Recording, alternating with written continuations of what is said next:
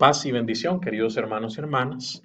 Vamos a introducirnos a un tema de vital importancia en el campo de los estudios bíblicos, y es el tema de la interpretación de la Biblia en la Iglesia Católica.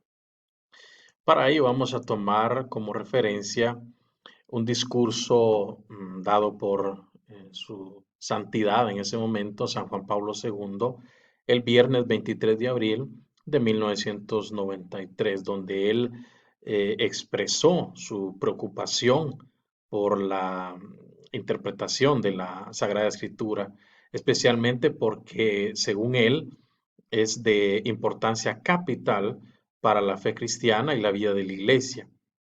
En ese momento él también exaltó el valor de la Biblia para el pueblo cristiano, ya que en ella, dijo el Papa, el Padre que está en el cielo sale amorosamente al encuentro de sus hijos para conversar con ellos, entablar una comunicación, un diálogo con nosotros.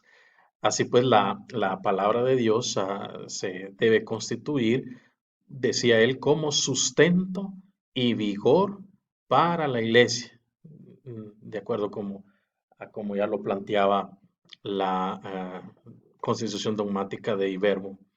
Y después de esta introducción, se van viendo los antecedentes de este documento que está siendo expuesto, este documento de la Pontificia Comisión Bíblica, que gira en torno al tema de la interpretación de la Biblia en la Iglesia. Especialmente se toman en cuenta dos aniversarios fundamentales: los 100 años de la Providentissimus Deus de León XIII, en 1893, donde el punto era estimular y recomendar los estudios relacionados con la Sagrada Escritura y orientarlos de manera que correspondan mejor a las necesidades de nuestra época. Y los 50 años de la Divino Aflante Espíritu de 1943 de Pío XII, donde en un contexto totalmente distinto al de la anterior encíclica, da paso decisivo para que la crítica histórica, fíjense, sea un instrumento aplicable por los exégetas católicos. Es por eso que podríamos denominar este primer paso importante en el campo de los estudios bíblicos, de la Providentissimus Deus a la Divino Aflante Espíritu. Esto, quienes estudian Biblia, quienes se adentran a interpretar algún texto bíblico dentro del campo de la Iglesia Católica, no pueden ignorar este proceso que se fue dando progresivamente de la Providentissimus Deus a la Divino Aflante Espíritu. Y hay una diferencia importante entre estos dos documentos, porque en la parte polémica o apologética, por un lado, Providentissimus Deus responde a, unos ataques que estaban pues enfrentando a la iglesia en ese momento, especialmente ataques que venían del mundo de la ciencia, donde se arreciaba el racionalismo de la exégesis liberal y sobre todo, ¿no?, el modernismo, que estaba también haciendo ciertos estragos en el campo de la Biblia, de la interpretación.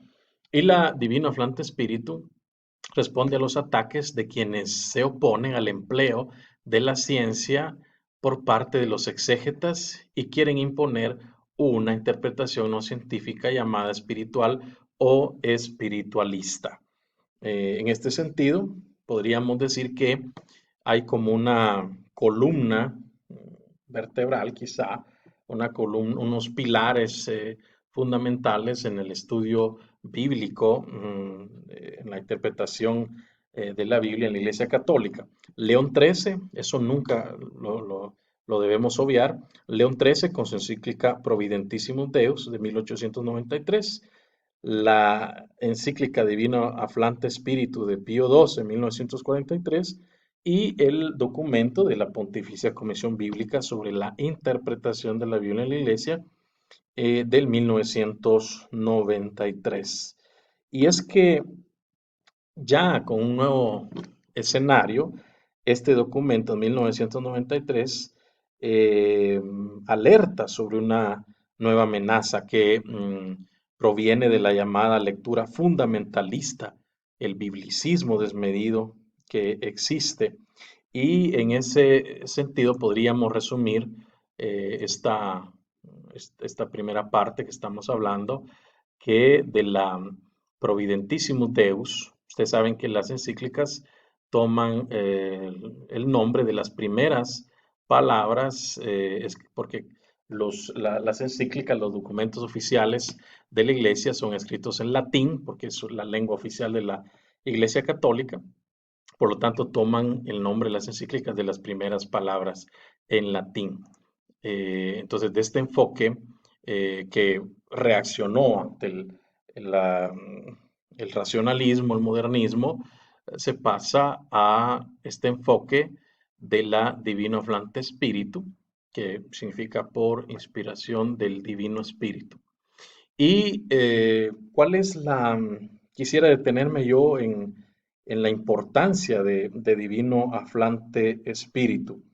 Y es que, si ustedes se dan cuenta, ahí se logra una armonía entre la exégesis católica y el misterio de la encarnación. Dice Divino Aflante Espíritu, al igual que la palabra sustancial de Dios se hizo semejante a los hombres en todo, excepto en el pecado, así las palabras de Dios expresadas en lenguas humanas se han hecho en todo semejante al lenguaje humano, excepto en el error.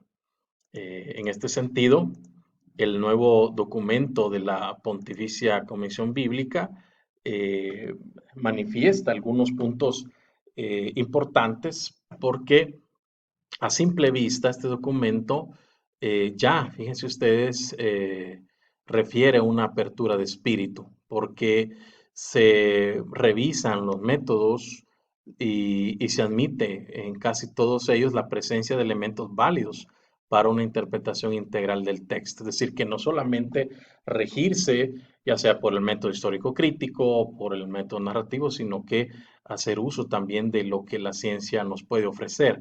En efecto, la exégesis católica no tiene un método de interpretación propio, exclusivo, sino que partiendo de la base histórico-crítica, sin presupuestos filosóficos o otros contrarios a la verdad de la fe, aprovecha todos los métodos actuales buscando en cada uno de ellos la semilla del verbo.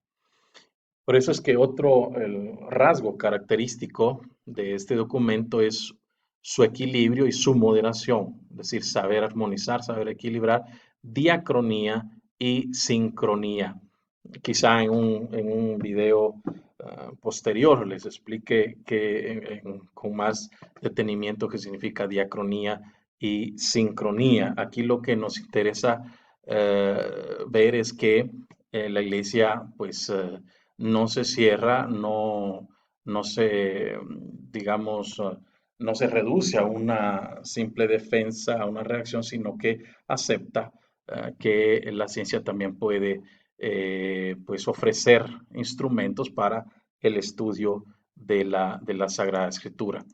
Y el documento de la Pontificia Comisión Bíblica se divide en prefacio. En el prefacio ahí se muestran algunos alcances de la Dei Verbum y se nos ha dejado una síntesis que continúa siendo vigente, pero el horizonte metodológico, el trabajo exegético, se ha ampliado de un modo tal como era previsible hace 30 años.